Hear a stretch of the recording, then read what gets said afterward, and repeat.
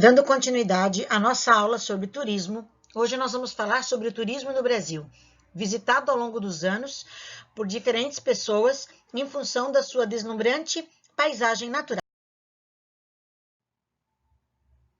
Bom, no Brasil colonial, que é a partir de 1500, pós-descobrimento do Brasil, as viagens que aconteciam no nosso país, elas tinham como objetivo o comércio.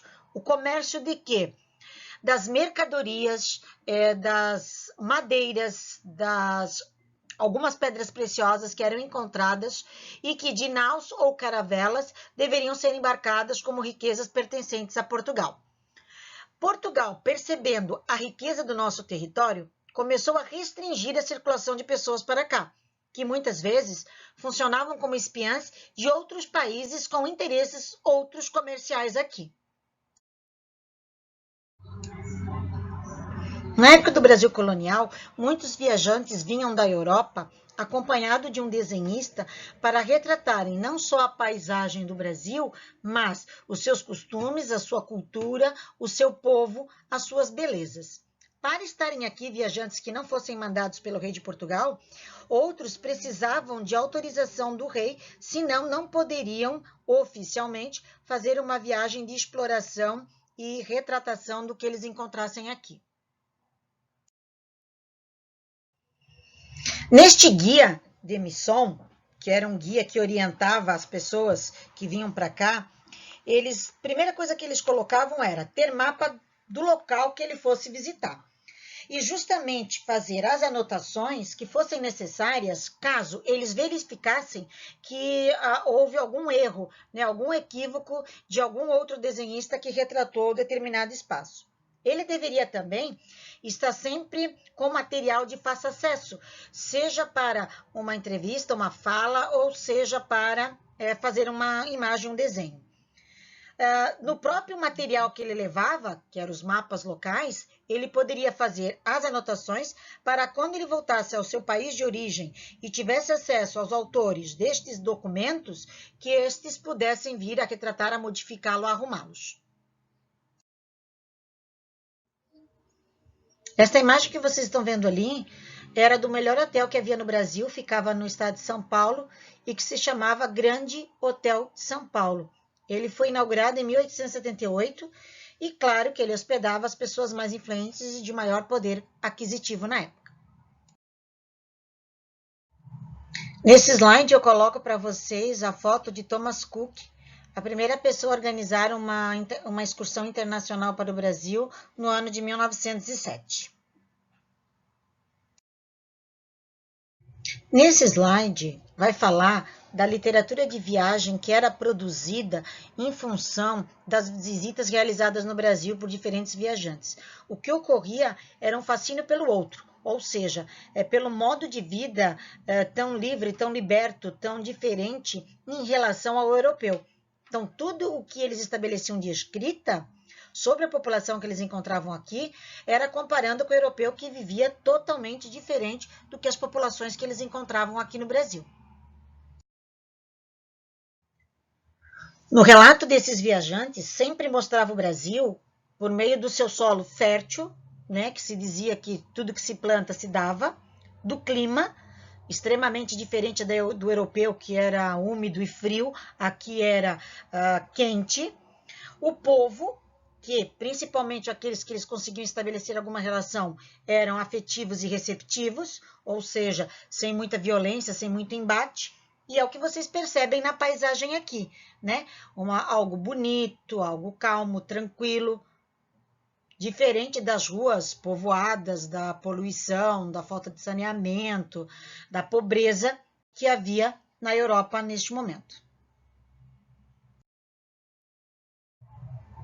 Tervé, André Tervé e Jean Delery, eles eram franceses que vieram ao Brasil como viajantes autorizados e retrataram, principalmente esse aqui que é o da foto, que é o Tervé, ele retratava essa questão de falta de religiosidade, porque os indígenas, eles acreditavam nos deuses naturais, da natureza, Sol, lua, enquanto que na Europa se tinha a religião católica como orientadora da fé.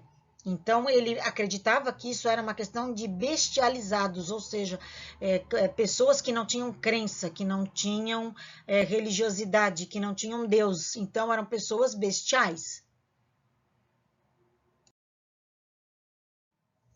Houve um momento no século XVII que, em função das invasões clandestinas dos holandeses, Portugal decretou o fechamento dos portos, onde só veio a receber estudiosos de outras partes do mundo com prévia e muito criteriosa recomendação, do contrário, eles não haveriam de ter permissão para visitar aqui.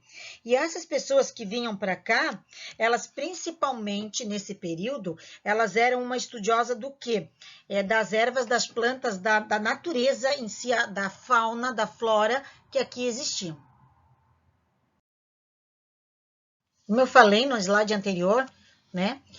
No século XVII e no século XVIII, ocorre um crescimento muito grande do pensamento científico, onde as coisas não são mais só explicadas pela religiosidade, mas em função da análise de critérios científicos. Então, nesse naturalista que vinha para cá, ele trazia toda uma série de instrumentos que se consideravam científicos, né, justamente para poder aprimorar e aprofundar mais as suas pesquisas. Entre elas, as prensas de plantas, machados, apetrechos de dissecação, medicamentos, pincéis, lápis, justamente com o objetivo de retratar melhor e mais aprofundadamente o que ele viesse a encontrar aqui.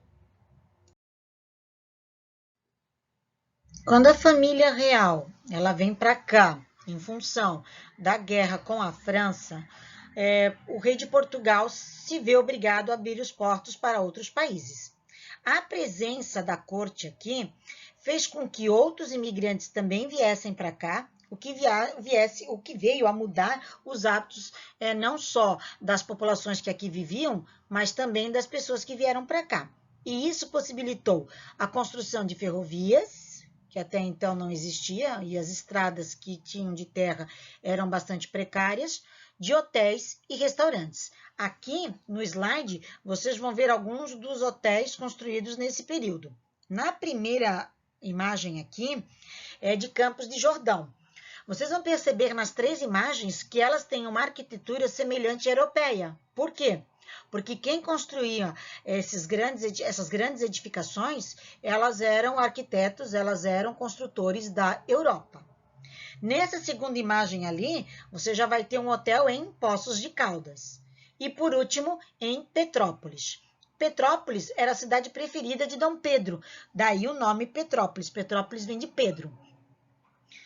Todas essas três cidades, na cidade de São Paulo, principalmente, e no Rio de Janeiro, o que elas tinham em comum? Elas ficavam na serra, então elas tinham um clima mais ameno, diferente do que tinha na cidade, que era extremo calor. Então, o clima era mais frio e muitas vezes ele era procurado principalmente pelos europeus como local de descanso, de lazer.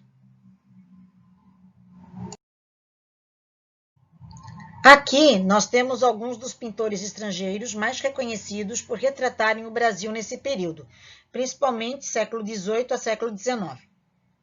A primeira imagem vai mostrar quem? Debré. Na segunda imagem nós vamos ter Langsdorff e na última imagem nós vamos ter o Rugendas. Langsdorff, ele era um médico russo que viajou do Rio de Janeiro até o Rio Amazonas, acompanhado pelo artista Hércules Florence, que além de desenhista era um excelente cartógrafo, e durante a sua viagem ele procurou retratar as belezas naturais e o cotidiano de por onde ele passava. Debré, ele é um dos artistas, de uns retratistas mais conhecidos das cenas do cotidiano do Brasil. Ele principalmente se preocupava em retratar as cenas do cotidiano na área mais urbana da cidade e a mão de obra escrava, o que ele considerava uma riqueza natural que vinha se construindo no nosso país. Rugendas, junto com Debré, ele também procurava na sua documentação, nos seus registros pictóricos, né, de imagem, retratar a vida social e natural. ele está vivendo uma época em que o Brasil adquire a mão de obra escrava, sabe? Ele traz para cá a mão de obra escrava. Então, ele está sempre nas suas obras retratando esse dia a dia desse escravo, tanto o lado, entre aspas, do trabalho, como o lado da violência também.